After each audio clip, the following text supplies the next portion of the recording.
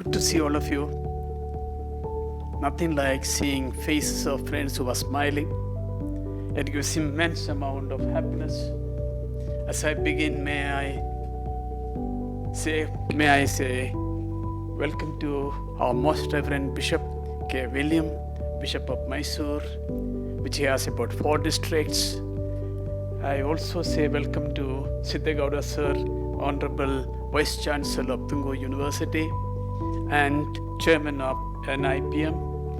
Also my friend Sam Cherian, who said, I will step in as soon as I can, and he has graced the occasion with his presence here. I'm grateful to him. And then I have my batchmate. We studied together. Gregory Peck is what he used to be called when I was in college. He is Syed Ahmad.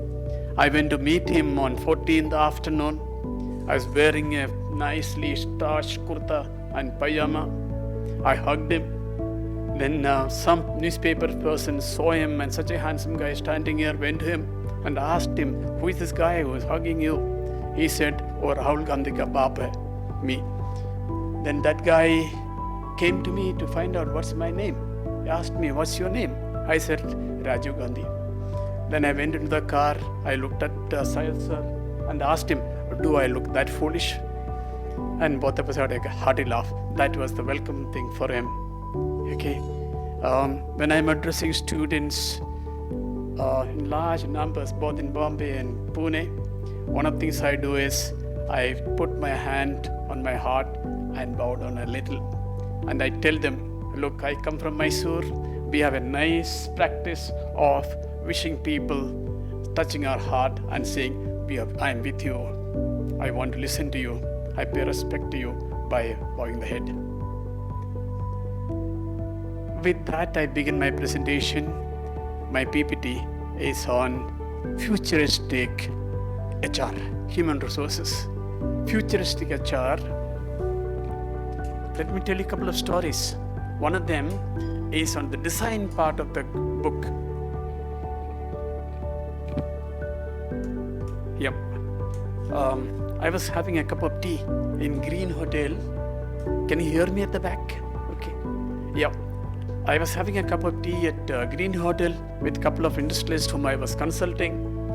And all of a sudden, I saw one boy sitting next table and using his sketch pen, and he went pencil and was sketching me, and he was looking at me all the time. I went and asked him after a while, what are you doing? He said, I'm sketching. Why are you sketching me? I asked him. He said, behind your face, though it looks calm, I can see a volcano. I can see your lines of suffering or deep pain, either you have gone through or you are likely to go through. Then he said, he asked me, he said, true. He said, true. You smile, but behind your smile, there seemed to be a huge pain. You must have gone through hell. He asked me, he said, true. I asked him with another smile, show me some more of your sketches. He showed me some more sketches. I saw a very rare perception of this young boy of 24 years studying in Ahmedabad, Industrial Design Institute. And he said, look at this picture. And he showed me a number of his drawings, sketches. After seeing those sketches, I asked him, can you design the cover of my book? He said, sir, I will do, but you briefed me about the book. I spent an hour briefing me about the book. Next Sunday came out with the design. This is the design he brought. When he brought the design, I asked him, what does these lines and colors indicate? He said, these green colors, sketches are rising, going above the lines, are indications of human resilience. I said, how? He said, that black triangle you see, that is the pandemic. Pandemic said, you cannot go to work because there's lockdown. And human resilience said, we will work from home. Pandemic said schools are closed, you cannot go to school to study. And human resilience said we will study online. Pandemic said you cannot go to the malls to shop. And human resilience said we have Amazon who will deliver stuff to us. And he said these lines indicate the human resilience. And I asked him, there was this blue structure. He says, this structure of obstructions in life, they are blocks for you. How do we go ahead with that? How do we overcome these blocks? And I told him, look, as far as I'm concerned, I look at this black circle as changes and resistance change. I was in a hotel addressing NIPM National Seminar in Mumbai. Sir, in Mumbai, national seminar in a 5-star hotel, post lunch, I had the lecture. The lecture time, people normally sleep after 5-star lunch. I had to wake them up. The speaker before me had the guts to say, if there is anything that is constant in life, that is change. My time came. I went on the stage and said, if there is anything constant in life, it is not change. He was wrong. It is resistance to change. Anything you do, there will be resistance. Even if you tell your wife, put little extra curry patta into your sambar, there will be resistance. Why this? Because she told you to do it. You get tough answers. And in anywhere in life, anywhere you want to bring in changes, there will be huge resistance. And resistance is permanent. Changes are resisted with all the might of all the people who do not see eye to eye with you. I said, the black triangle must be that. In spite of that, human resilience says we will overcome this.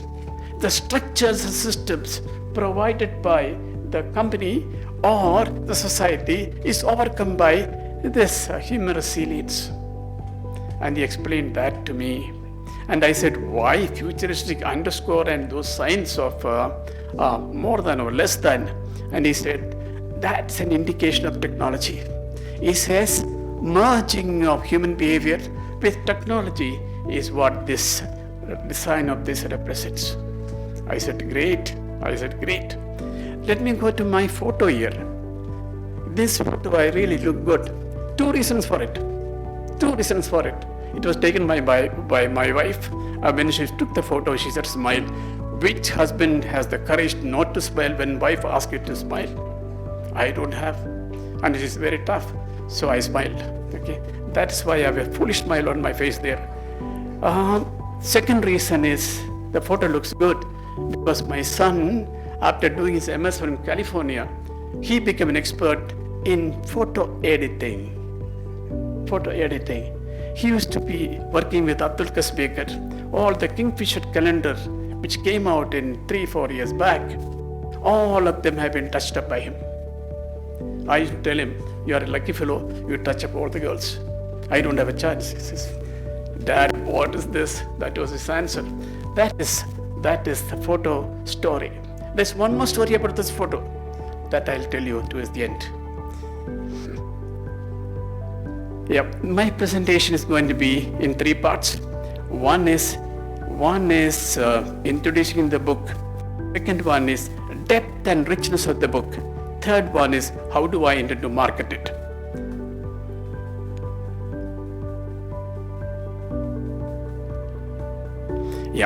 Why did I write this book and punish all my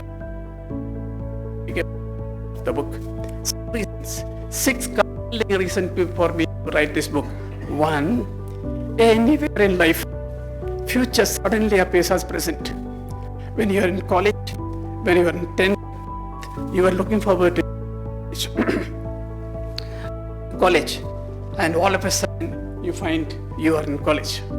Okay, you must have been looking forward to engineering college or medical college, and all of a sudden you find you are sitting in the classroom listening to lectures. Suddenly, present will appear as future. Future will appear as present. It happens to all of us. Researchers show 40 to 50% of HR practices change over a period of 4 to 5 years. 40 to 50%. That means on a yearly basis, 10% of new practices come in. Whole lot of new practice. More so post-coronavirus. Post-coronavirus, almost every area of HR, they have come out with new practices. There are 21 processes in HR. All of them, we have come out with new practices. New practices and new trends point a finger to the future. And we have a lot of new practices coming. There is something called fourth industrial revolution. The first one was, anybody want to suggest? First one is steam engine, second one is electricity, third one is robotics, fourth one is merging of all the technology together, all of them together. In one place where I was reading about the fourth industrial revolution, they said there are dark factories. I said, oh my God, what does this dark factory mean? Must be some magic going on there. What is that? I didn't know what a dark factory is. So I went in depth, did further research. I found out dark factories are there because all the machines and all the work that is to be done by people are done by robotics, machines. There's a people are not in the factory. Then they said, in order to save money, if people are not in the factory, why should you have the light on? All the lights were off. That was the dark factory. While doing research, there are so many exciting things you discover. The dark factory is one of them. Another one was G2G. I said, what is the G2G? I've heard about A to B. I've heard about A to C. I heard about B to C. But G2G I never heard. While doing research, I found out G2G meant Googler to Google. In Google company, 85% of the training is done by another Google person. So G2G is that. Then another research, another paper I found, there are many types of workers. I have only heard about permanent employees, temporary employees, I heard about part-time employees, I heard about contract employees, but I never heard about fluid employees. I said, how can human being be fluid? I heard about gig employees. That means people like me who can go and do some work and come back. For time period this person is employed. But fluid employees, how can human beings be fluid? And researchers told me fluid employees are the ones who can be used anytime, anywhere, for any work. All the companies have fluid employees. Very nice people, absolutely capable people. All institutions also have. That's why fluid employees, that's another research finding, and I was very happy to locate that. You heard about induction and onboarding. Onboarding is people coming into the company. I was reading on that. Then I found out, onboarding is one step. Second process is interboarding. Third one is intraboarding. Fourth one is crossboarding. And fifth one is outboarding. What is this outboarding all about? Outboarding was done by Hilton Group of hotels so that when they closed down, they could find people, find their employees, get jobs, and they did that. Okay, that was outboarding. So many interesting things I discovered during the process of my research. I have asked one question to myself: can you manage all HR processes in a process-driven manner, process-centric manner, rather than person-centric manner? When my son came in by his motorcycle, the motorcycle broke down. Then I went to a garage. They told me go to Salim's garage. I went to Salim's garage. They asked me to ask for a bus buy. And if a bus buy is not there, don't give your motorbike. The reason being, there's a person-centric. His skill mattered most. When you give your car to servicing to BMW service station, you give the car from the time you enter the garage, enter their gates till the time you get your car, you don't get to see the car. Everything is process-centric. That is the difference. In an operation theater, what happens is everything is on.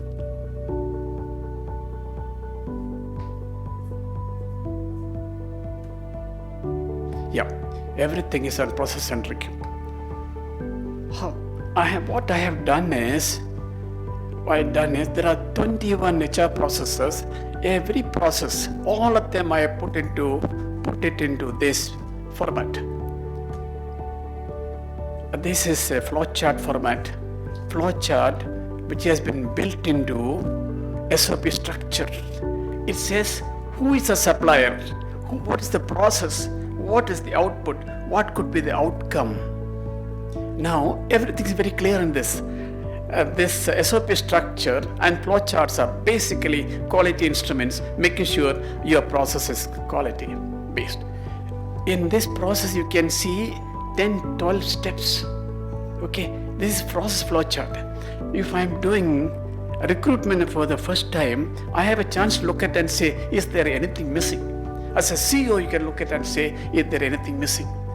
Like this, we are built on 21 HR processes, altogether 254 process steps. All of them are there. Apart from this, the book also has all the new trends, all the new practices. How do you use artificial intelligence and technology in managing HR process? All of them are there. It also has write up on what will make you succeed in doing this project, what can make you fail in doing this project. It's all there in the book, as part of the book.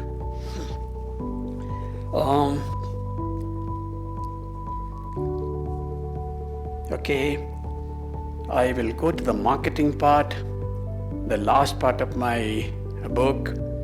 Let me explain.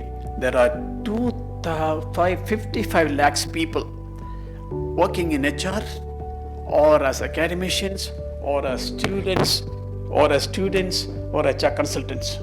55 lakhs. Okay, and whoever has seen the book, or its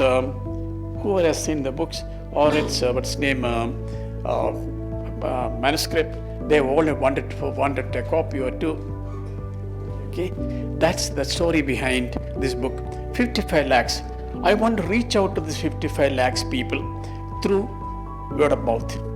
That will work. You remember the olden days when people used to come to our houses or office and sell us Webster's dictionary and Oxford dictionary.